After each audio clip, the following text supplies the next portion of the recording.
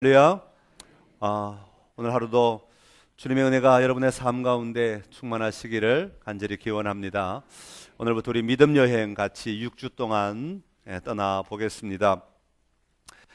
이번 달 우리 성품은 경청입니다. 경청의 정의는 아까 우리 강구 시간에 잠깐 말씀드렸습니다만은 상대방의 말을 잘 듣는 것도 중요하지만 말을 잘 들음으로 말미암아 그 상대방을 자세히 바라보고 인정해 주는 것까지 가는 것, 이게 경청의 성품입니다. 우리가 이런 경청의 성품을 잘 가짐으로 말미암아 우리가 자꾸 훈련함으로 말미암아 하나님의 음성을 듣는 것이 중요한 것이 아니라 하나님의 말씀을 보는 것이 중요한 것이 아니라 그것보다 더 중요한 하나님의 말씀을 통하여서 우리가 하나님을 만날 수 있고 하나님을 볼 수 있는 자리로까지 우리의 마음을 옮겨가게 하는 것이에요. 그러니까 이 성품을 잘 훈련하셔서 하나님 앞에서 늘 승리하는 여러분이 되시기를 바랍니다. 우리 서커스단에서 코끼리를 잡아서 서커스 용으로 사용하는 경우들이 많이 있습니다. 텔레비전이나 이런 데 보면 아주 잔인하게 이 코끼리들을 훈련시키는 것을 볼 수가 있죠. 다 큰 코끼리, 이미 야생에서 굉장히 큰 코끼리는 그 무게도 어마어마하고 덩치도 어마어마해서 웬만한 사람은 감당할 수가 없습니다. 그래서 야생에서 큰 코끼리를 잡으면 아주 작은 그 우리, 코끼리 한 마리가 겨우 딱 들어가 설 수 있는 우리를 만들어 놓고 그 안에 가둬 놓고 그 안에서 사람들이 갈고리 같은 걸로 찍어서 굉장히 고통을 주고 아픔을 줘서 그렇게 코끼리를 훈련시킨다고 합니다. 다시 말하면 코끼리의 야성을 다 죽여버리는 거죠. 사람들이 뭔가를 찌르면 자기는 완전히 자포자기하도록 만들어버림으로 말미암아 코끼리를 훈련시킬 수 있는 준비를 하고, 그런 상태가 되고 몽롱한 상태가 되면 그때부터 끌고 나와서 온 다리, 온 팔을 밧줄을 묶어서 느리고 세우고 앉히고 뭐 거꾸로 서게 하고 이런 훈련들을 아주 잔인하게 진행하게 되는 것을 봅니다. 그런데 이렇게 큰 코끼리들은 그런 과정을 거쳐야만 바뀌어지지만 작은 코끼리, 갓 어미의 젖을 아직도 떼지 않은 그런 코끼리들을 훈련시키는 방법은 아주 좀 더 쉽다고 합니다. 작은 코끼리들을 잡아다가 이렇게 아주 그 작은 코끼리가 겨우 이렇게 견딜 수 있을 만한 이런 체인들을 다리에 족쇄를 채워서 묶어 둡니다. 그러면 이 작은 코끼리, 아기 코끼리는 자기 나름대로 막 발버둥을 치면서 도망가려고 하지만 어느 시점이 되면 이 줄이 딱 탱탱하게 되면 더 이상 도망갈 수가 없게 되죠. 그러면 다시 돌아오고 이 줄의 길이 안에서 계속해서 훈련을 받게 됩니다. 습관이 되어 가는 것이죠. 그래서 자기 발목에 묶인 이 족쇄 한계 안에서 이 코끼리가 점점 더 자기의 그 가능성들을 포기하기 내려놓기 시작합니다. 그렇게 하다 보면 자연스럽게 이 아기 코끼리는 사람들이 시키는 대로 따라하는 그런 존재가 되고 만다고 하는 것이죠. 이 어릴 때부터 이렇게 훈련받은 코끼리는 나중에 몇 년이 지나서 점점 더 큰 코끼리가 되면 아무리 덩치가 크고 힘이 세고 또 모든 것을 할 수 있는 그런 코끼리가 되어도 이 서커스단의 울타리를 부수고 밖으로 나가지 않는다고 합니다. 왜냐하면 이 족쇄만 보여주면 자기의 한계를 알기 때문에 나는 여기까지밖에 못하는 존재다 하는 것을 알기 때문에 더 이상 나아가지 않는다고 합니다. 저는 이 족쇄 이야기를 읽으면서 우리 그리스도인들의 모습을 생각해 보았습니다. 많은 그리스도인들이 여호와 하나님을 믿는다고 고백하며 살아갑니다. 여러분, 하나님을 믿는다고 하는 것은 무엇입니까? 하나님을 믿는다고 하는 것은 여호와 하나님의 그 무한한 능력이 우리의 삶에서 얼마든지 드러나고 또 그 삶의 능력으로 우리가 살아가며 도전하며 사는 사람들이 바로 하나님을 믿는 사람들의 모습입니다. 그런데 우리 그리스도인들이 교회 말고 실제의 삶 속에서는 어떤 일들이 일어나고 있습니까? 마치 하나님을 알지 못하는 사람들과 같은 고민에 빠져 있고 같은 어려움을 겪으며 같은 방법으로 어떤 문제를 해결하기 위해 고민하고 세상 사람들과 같은 사고방식으로 어떤 문제를 향하여 도전하며 덤빌 때가 얼마나 많이 있는지 모릅니다. 입으로는 하나님이라고 말하지만 어느새 우리의 말과 행동은 하나님이 계시지 않는 사람들과 똑같은 모습으로 우리가 행동하고 있습니다.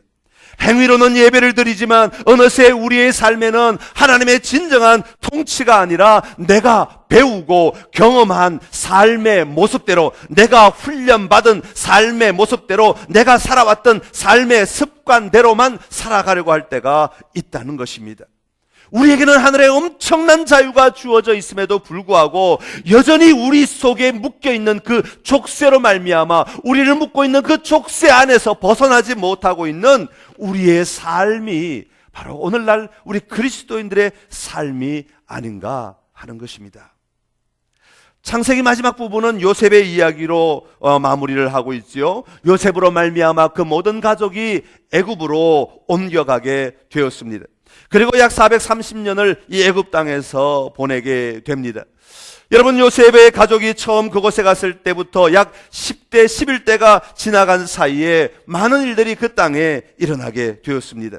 처음 요셉을 기억하는 세대는 그곳이 정말 아름다운 땅이었습니다. 요셉으로 말미암아 모든 가족들이 다 참 아름다운 대접을 받고 사람들로부터 인정받고 칭송받았기에 그 땅의 삶은 어디 가도 부럽지 않은 그런 삶, 이 이스라엘 백성들에게 있어서 조금도 부럽지 않은 그런 삶이 그들에게 있었습니다. 너무나 풍부한 땅입니다. 애굽 사람들과 동등한 대우를 받으며 살았습니다. 그러다가 점점 더 시간이 지나면서 요셉을 알지 못하는 사람들이 늘어나게 되었습니다. 오늘 보면 8절에 보면 이렇게 말합니다. 요셉을 알지 못하는 새 왕이 일어나 애굽을 다스렸다, 그렇게 말하고 있습니다. 애굽 사람들 사이에는 이 점점 요셉을 알지 못함으로 말미암아 이스라엘 백성들이 점점 확장되니까 이상한 불안감이 감돌기 시작합니다. 그 불안감을 오늘 본문 9절 10절에서 이렇게 소개하고 있습니다. 우리 9절 10절 말씀 다시 한번 같이 읽겠습니다. 그가 그 백성에게 이르되 이 백성 이스라엘 자손이 우리보다 많고 강하도다. 자, 우리가 그들에게 대하여 지혜롭게 하자. 두렵건대 그들이 더 많게 되면 전쟁이 일어날 때 우리 대적과 합하여 우리와 싸우고 이 땅에서 나갈까 하노라 하고. 자, 여기 보면 좋은 말로 지혜롭게 대하자라고 하는 것이죠. 여러분, 애굽인과 혈통도 섞이지 않고 고센 땅에서 목축업을 하며 잘 살고 있는 그 이스라엘 백성들을 그 땅의 왕의 명령으로 갑자기 국가적 사업의 강제 노동자로 사용하기 시작하는 것입니다. 내가 너희의 통치자 왕이니까 이제부터 내 말을 들으라 하고 왕의 명령으로 나라의 일들을 시키기 시작합니다. 당시에 람세스 2세가 통치하고 있었는데 나일강을 이어주는 수로를 파괴합니다. 여러분, 이 수로 파는 것이 얼마나 큰 대작입니까? 도시의 성벽과 누벽을 건설하게 하여서 강이 범람할 때 도시가 침몰하지 않도록, 넘쳐나지 않도록 막는 이 도시 방벽 작업을 이 유대인들에게 시키기 시작합니다.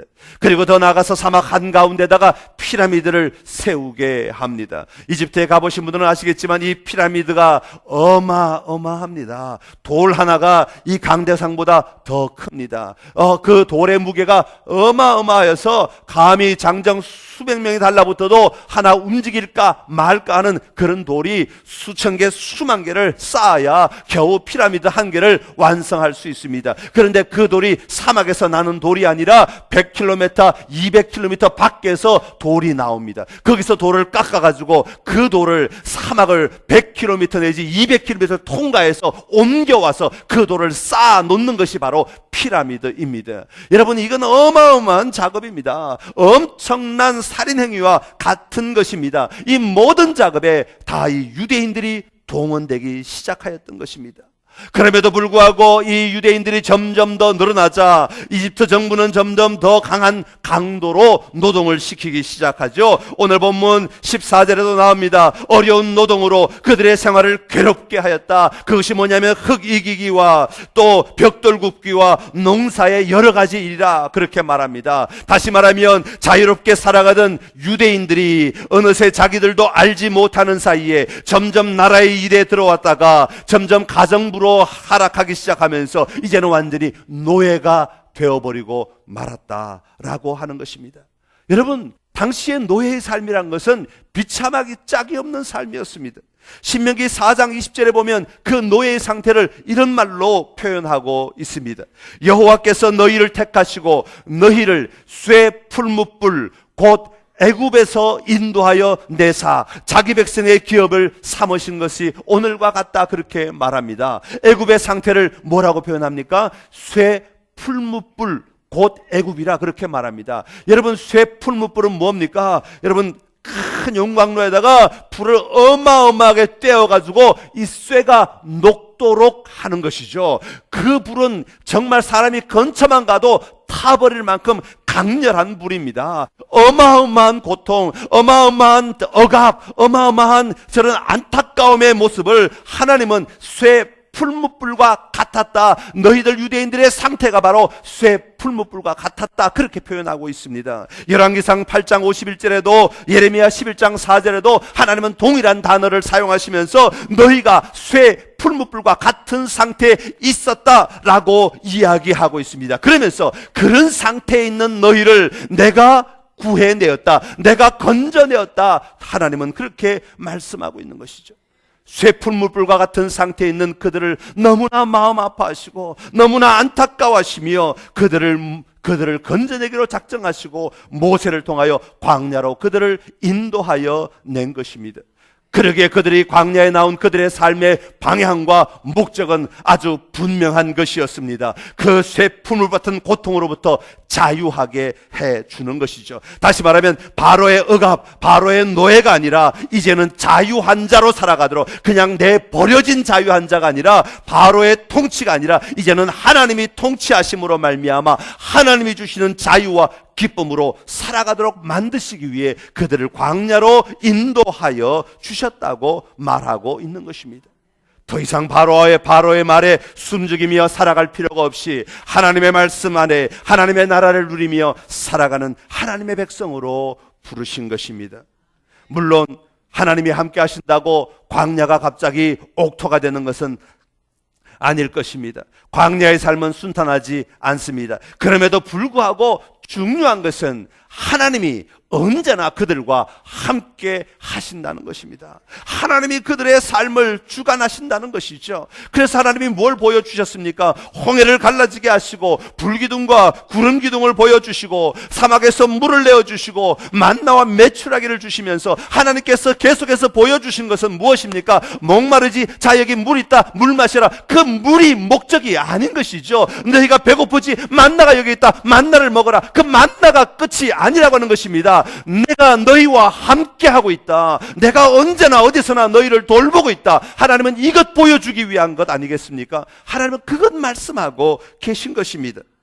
여러분, 오늘 우리 손에 무엇을 쥐었느냐, 내가 지금 뭘 먹고 있느냐, 내가 뭘 잡을 수 있느냐, 우리가 여기에 우리의 시각을 전부 두고 있는데 하나님은 그것을 뛰어넘기를 원하십니다. 그것이 중요한 것이 아니라 내가 너와 함께하고 있다, 이것이 더 중요한 사실이라고 말씀하고 계시는 것이죠.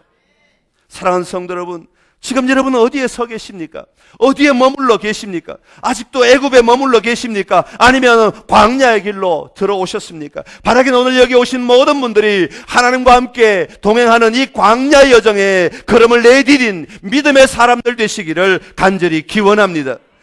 우리는 비록 약속의 땅에는 아직 다 도달하지 못했습니다. 그러나 광야의 삶은 척박하지만, 힘들지만, 어렵지만 우리가 소망이 있는 것은 하나님이 함께 하시고 하나님이 인도하시고 하나님과 동행하는 걸음이 되기 때문입니다. 오늘 이 시간 여러분의 광야의 걸음 속에서 이 하나님을 날마다 누리며 동행하는 놀라운 은혜가 충만하시기를 간절히 기원합니다.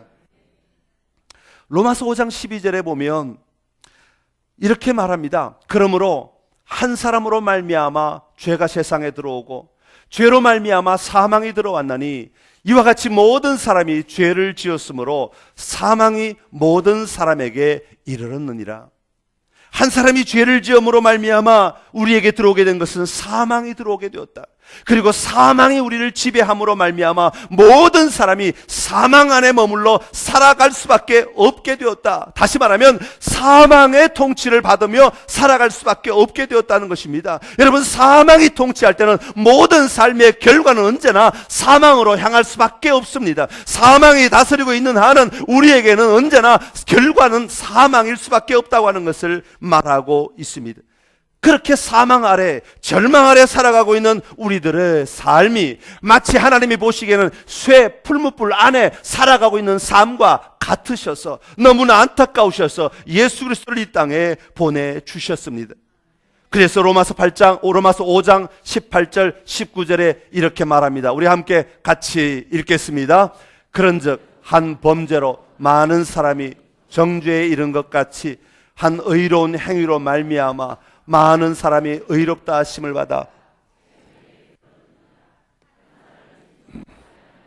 많은 사람이 죄인 된 것 같이 한 사람이 순종하심으로 많은 사람이 의인이 되리라. 아멘. 할렐루야. 쇠풀물보 같은 사망의 통치 아래 앞뒤 보지 못하고 세상 사람들과 같이 그냥 그렇게 아둥바둥하며 살아가는 그런 사람들을 향하여 하나님은 예수 그리스도를 보내주셔서 우리를 하여금 생명을 부어주셨다고 말씀하십니다. 다시 말하면 사망의 통치 아래서 생명의 통치 아래로 우리가 옮겨지게 되었다고 말씀하고 있습니다.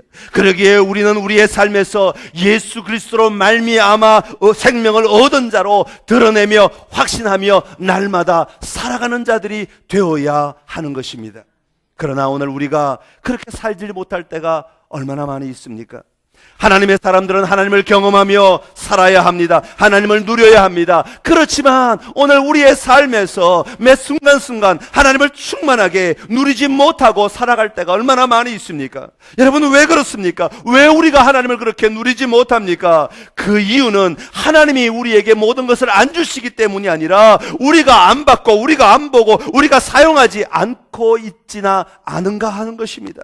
하나님이 주신 것을 누리려고 하지 않고 여전히 내가 생각하고 내가 원하는 것만 바라보고 내가 생각한 한계 안에서만 살아가려고 하기 때문이 아닌가 하는 것입니다. 그래서 사도 바울은 이렇게 말합니다. 갈라디아서 5장 1절의 말씀입니다. 함께 읽겠습니다. 그리스도께서 우리를 자유롭게 하려고 자유를 주셨으니 그러므로 굳건하게 서서 다시는 종의 멍에를 매지 말라. 아멘. 할렐루야. 다시는 종의 멍에를 매지 마라. 굳건하게 서서 다시는 종의 멍에를 매지 말라 말씀하고 있습니다. 사랑하는 성도 여러분, 우리는 얼마나 자주 우리 스스로에게 종의 멍에를 지우고 있습니까? 나는 종이니까 우리를 묶어놓고 있는 그 작은 쇠사슬, 그 족쇄를 자꾸 기억하면서 나는 묶여있으니까 저 족쇄가 나를 붙들고 있으니까 나는 아무것도 할 수 없다고, 나는 더 이상 갈 수 없다고, 나는 더 이상 행할 수 없다고 말하며 살아가고 있지나 않은가 하는 것입니다. 이스라엘 백성들은 광야로 나옴으로 말미암아 여러분 자유를 얻게 되었습니다. 노예로 살아가던 사람들이 자유를 얻는 것보다 더 근원적인 은혜는 어디에 있습니까? 정말 말로 표현할 수 없는 놀라운 것이죠. 이 애굽에서 탈출했다고 하는 것은 어마어마한 사건입니다. 그런데도 불구하고 그들은 그 자유를 누리지 못하고 광야의 삶을 불평하며 원망하며 지내게 됩니다. 가는 곳곳마다 불평과 원망이 일어나는데 그 이유가 무엇이었습니까? 그 이유는 바로 그들을 묶고 있었던 족쇄, 그 족쇄를 다 풀지 못하였기 때문에 일어나게 되었던 것이죠. 애굽에서 가지고 있었던 그 작은 족쇄에 매여 있어서 애굽에서 태어나서 애굽에서 자라면서 애굽에서 습관화되어 있고 나도 모르게 묶여있던 그 애굽의 족쇄에 자기 스스로가 그대로 매여 있기 때문에 가지게 된 불평과 원망이었다고 하는 것입니다. 오늘 우리도 마찬가지가 아닙니까? 우리가 우리를 스스로 묶고 있는 족쇄들은 어떤 것이 있습니까? 우리의 믿음이 자라지 못하게 하고 우리의 신앙이 살아있는 신앙이 되지 못하게 하는 족쇄는 어떤 것들이 있습니까? 여러분, 이스라엘 백성들이 애굽에서 가졌던 가장 큰 족쇄는 뭐였냐면 기억되는 것이었습니다. 애굽 땅에서 어릴 때부터 가져왔던 그 기억들이 이들을 묶는 족쇄 가운데 하나였다고 하는 것입니다. 여러분, 오늘 우리의 삶 속에도 어릴 때부터 가졌던 기억, 습관들, 상처들, 과거에 가졌던 기억들이 자꾸 우리의 삶을 묶을 때가 얼마나 많이 있습니까? 새롭게 도전하지 못하게 묶는 것들은 과거에 내가 가져왔고 습관적으로 여겨왔던, 중요하다고 생각됐던 그런 것들이 우리를 묶을 때가 참 많이 있습니다. 또 하나, 애굽 사람들, 이 이스라엘 유대인들을 묶었던 족쇄는 뭐가 있냐면 이스라엘 그 나름의 특권, 애굽에 있을 때 누렸던 나름의 특권들이 바로 이 유대인들을 묶는 족쇄가 되었던 것을 보게 됩니다. 나름의 특권이 뭐냐 하면, 여러분, 유대인들은 애굽에서는 신부는 노예였습니다. 그렇지만 그 주인의 상에서 좋은 것들을 먹을 수 있는 노예들이 참 많이 있었죠. 같은 밥상에 같이 앉아서 먹는다는 얘기가 아니라 주인이 준비하고 남으면 다 자기들이 먹을 수 있는 그런 특권들이 있었어요. 그것이 자기들이 생각할 때는 이야, 이것은 어마어마한 특권이다 라고 생각하며 가지고 있었던 것들이라고 하는 것이죠. 여러분, 링컨의 노예 해방 이야기를 하면 아마 이해가 되실 겁니다. 링컨이 노예 해방을 하였습니다. 정말 그 고통을 받으며 억압을 받으며 힘들게 살아가던 노예들은 노예 해방에 선언되자 얼마나 그 자유가 기쁘고 즐거운지 눈물을 흘리며 너무 감사하여 그 해방 증서를 들고는 정말 열심히 달려가서 자기들이 혼자 독립하여 살 수 있는 길을 찾아서 나가서 성실하게 살았습니다. 너무너무 열심히 살아서 그들이 스스로 독립할 수 있는 기반을 다지게 되었습니다. 그런데 어떤 농장에서 일하는 노예들은 평소에 너무나 편하고 너무나 자유롭고 맛난 것을 많이 먹었어요. 왜냐하면 그 주인이 심한 노동을 시킬 필요가 없는 자리였기 때문에 좋은 대접해가면서 그냥 같이 먹으면서 주방에 있는 거 마음껏 먹게 하고 마음껏 누리게 하면서 너무 편하게 노예 생활을 하였습니다. 그런데 갑자기 노예 해방이 선포된 것입니다. 이들에게 주어진 삶은 어떤 것입니까? 개척해야 하는 삶 아닙니까? 전혀 아무도 도와주지 않는 땅에서, 아무도 도와주지 않는 곳에 가서 자기 혼자 땀을 흘려야 하고 노동을 해야 하고 수고를 해야 먹을 것이 나오는 그런 삶을 살아야 하니까 이 사람들이 생각하기를 내가 차라리 자유한 것보다는 내가 이 특권을 누리는 것이 훨씬 더 낫다라고 생각합니다. 그래서 주인에게 말하기를 나는 노예 해방을 원치 않으니까 나를 계속 노예로 사용해 주십시오라고 이야기하는 것입니다. 여러분, 이것이 이스라엘 백성들이 가지고 있었던 특권에 관한 족쇄였다고 하는 것입니다. 여러분, 민수기 11장 4절 7절에 보면 만나에 실정난 이스라엘 백성들이 불평이 막 나오고 있는 그런 대목이 나옵니다. 민수기 11장 4절 5절에 보면 이스라엘 백성들이 이렇게 부르짖고 있습니다. 그들 중에 섞여 사는 다른 인종들이 탐욕을 품음에 이스라엘 자손도 다시 울며 이르되 누가 우리에게 고기를 주어 먹게 하랴. 우리가 애굽에 있을 때에는 값없이 생선과 오이와 참외와 부추와 파와 마늘들을 먹은 것이 생각났다. 그렇게 말합니다.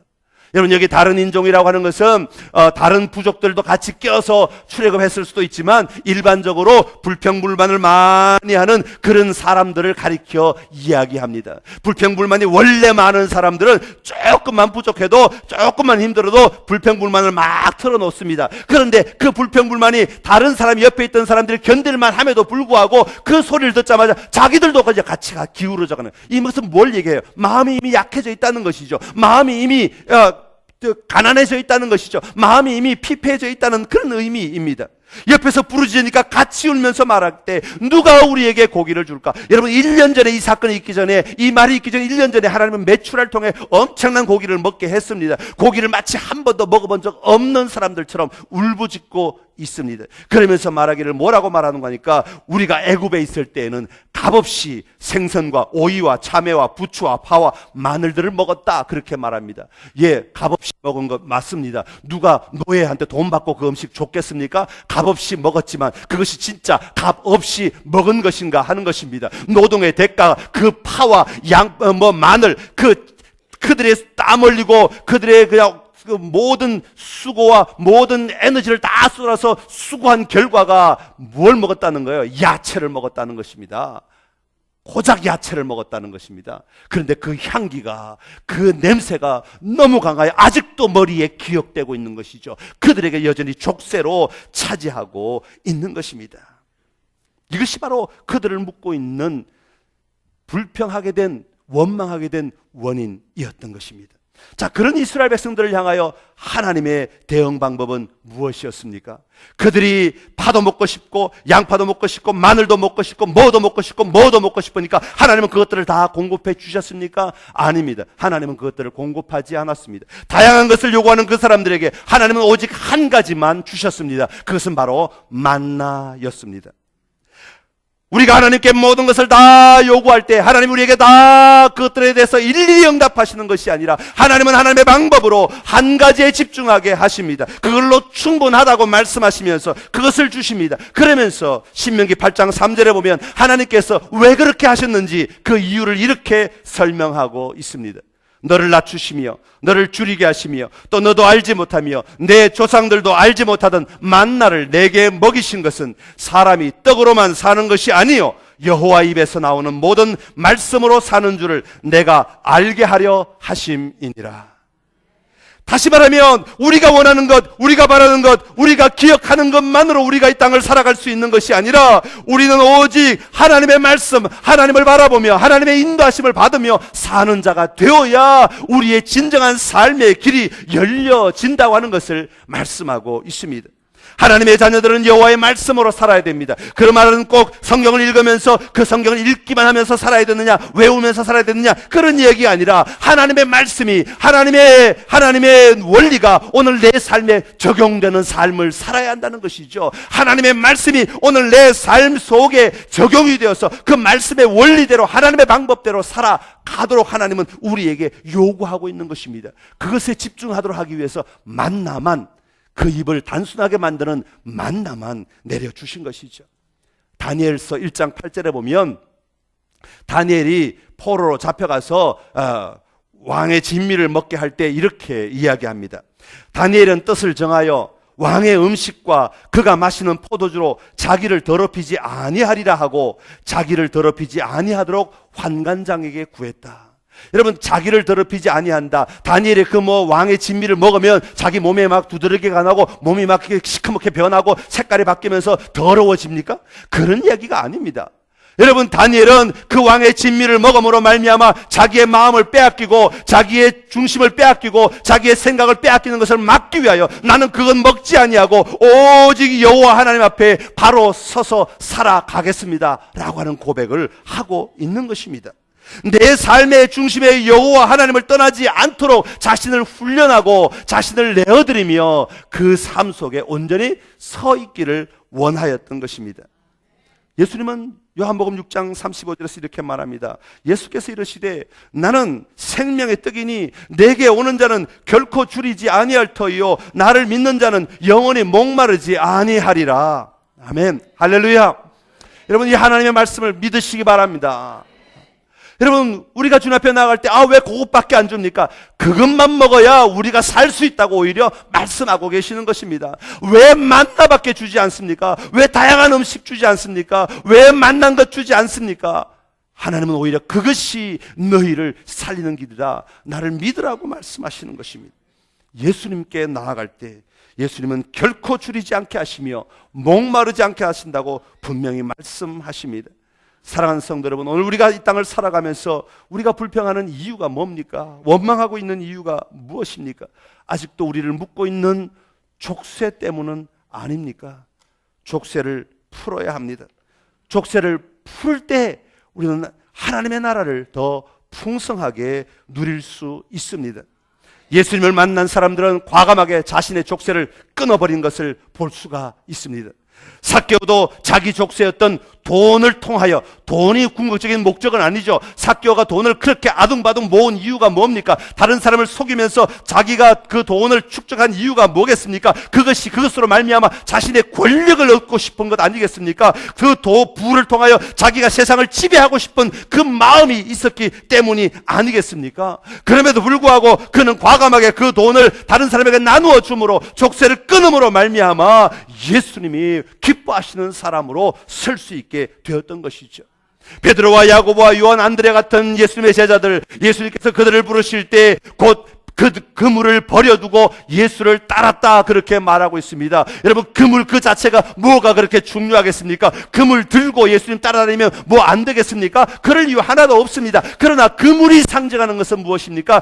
여기만이, 이것만이 우리가 살 수 있는 유일한 길이다, 유일한 방법이다라고 생각했던 그것마저도 내려놓을 때에 주님은 그들의 생명을 책임지시고 그들의 삶을 이끄시고 인도하신다는 것을 말씀하고 있는 것입니다.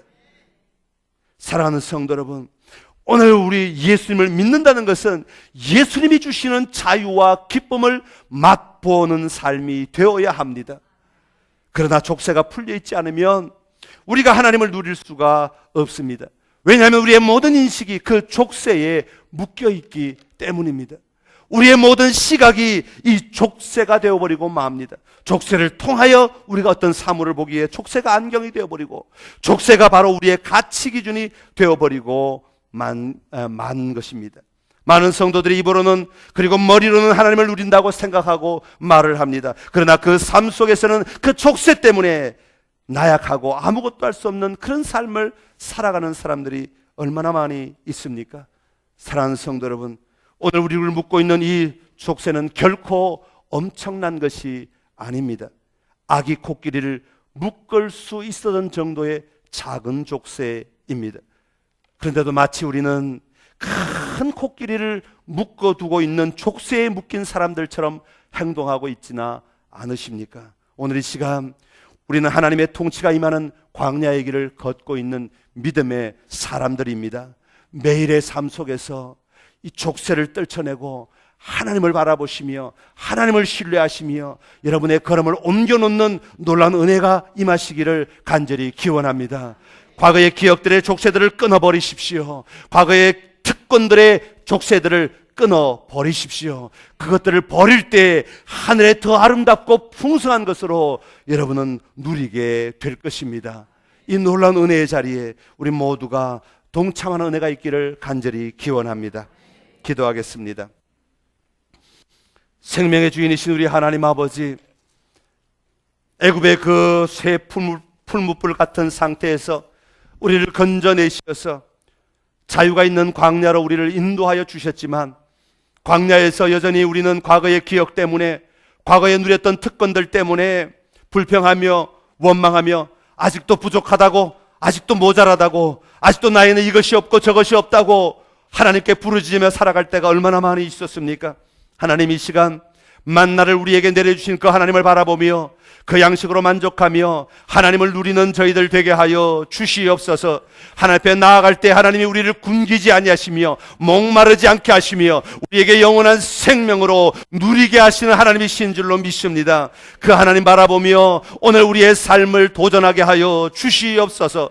우리를 묶고 있는 작은 족쇄들 얼마든지 떨쳐버릴 수 있고 얼마든지 깨트려버릴 수 있는 족쇄들을 더 이상 묶이지 않게 하여 주시옵소서. 과감하게 들쳐버리고 하나님 앞에서 하나님을 누리는 자유함으로 날마다 살아가는 저희 모두가 되게 하여 주시옵소서. 믿음의 여행의 여정에 하나님 동행하여 주시어서 우리가 날마다 하나님께 더 가까이 나아감으로 더 크고 놀라운 하늘의 은혜들을 풍성하게 누리며 승리하게 하여 주옵소서. 예수님의 이름으로 기도드리옵나이다. 아멘.